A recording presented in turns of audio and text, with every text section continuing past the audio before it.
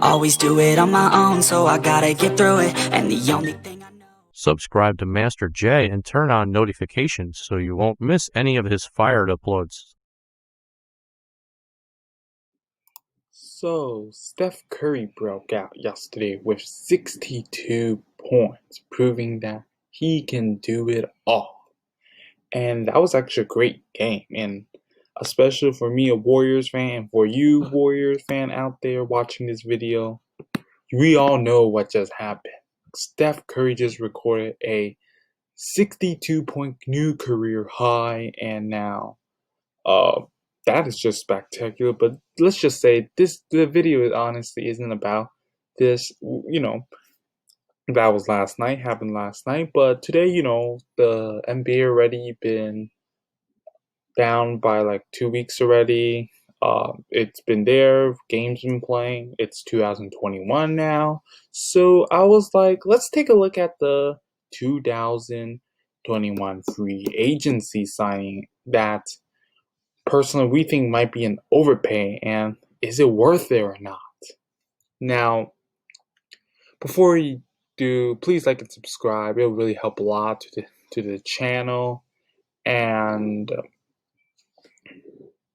yes, I had a video on this, but I just deleted it recently because I recorded the whole video, but my editing system somehow cut my last 5 minutes of the video.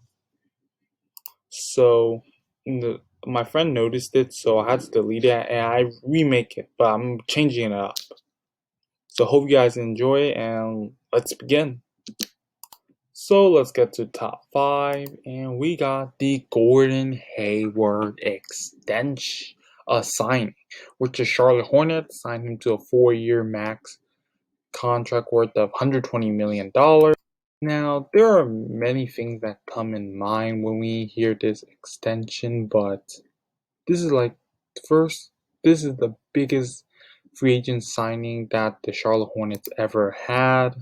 And second, this is kind of an overpay, right? And is it worth it? Well, let's break this down into simple terms.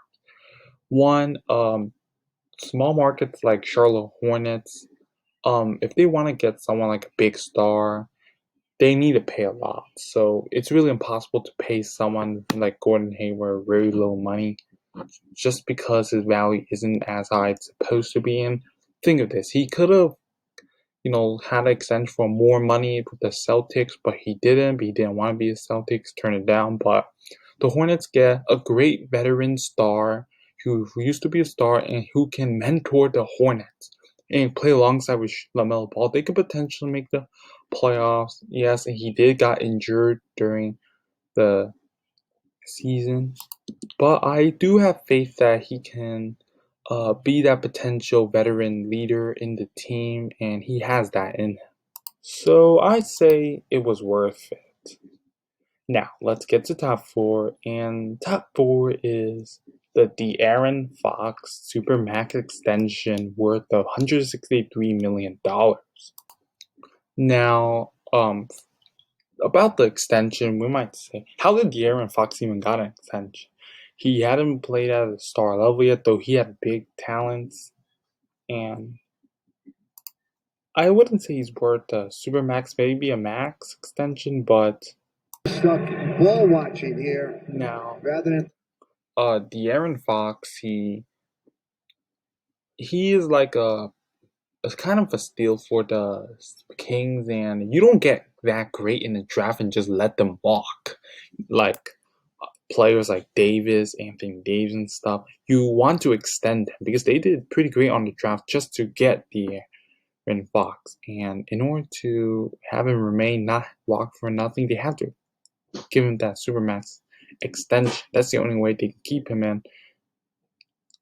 Yeah, so that's how like people have talented teams, like teams that have talented players, like they got good in the draft, but they're not what they extend. They still extend it so to keep them. That's why you got players like Harrison Barnes on a very max extension that we might say is an overpaid, but overall, the Supermax extension was all it took to take De'Aaron Fox, and I think he'll be a potential star in the future. Maybe not a superstar, but a star, and it is worth it.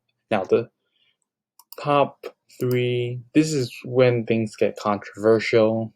The Kyle Kuzma 3-year contract with the $40 million, and we have a lot of things to say about this. Now, for Kyle Kuzma, I just personally think that this is an overpay, definitely, and he hadn't did that great in the playoffs. In fact, in the championship finals, people were petitioning that he should not get a ring if the Lakers win the championship, which I think he deserves the ring, and he did. Obviously, he fell in the depth of the power forward position in AD. That's why he didn't do great as his first and second year. He had career lows. But I personally think he needs a new start, and this contract extension is just not worth it. I think he should have made a contract deal on a different team, but not for this money. Maybe they could take him back for, help them out for a championship, but not for this money. This is too much. I didn't think he would even get extended. Now, top 2, we've got Rudy Goldberg. The 5-year Supermax, $205 million contract extension. Now, obviously, let's take a look at centers these days. Centers these days, they usually like the traditional center. He is a traditional center, and yes, they don't get paid as much because like Andre Drummond, they say he's overpaid because traditional centers these days they don't get paid as much, and because the center evolution had changed and traditional centers aren't really the main thing of a team. But Rudy Goldberg is a little different. He makes that with his defense, and he's a little different. He's an exception, but people might say this is an overpay, and I don't think this is, because to keep him now, they are like a few steps away actually to win a NBA championship. I see like 2 or 3 years later an NBA championship, well maybe a final. I wouldn't go too far because we don't know what will really happen. We'll just have to hope that the Jazz continues to make great moves and do great in the draft. So overall, this is worth it. This deal is worth it. They are a few steps away from the championship. And yes, before you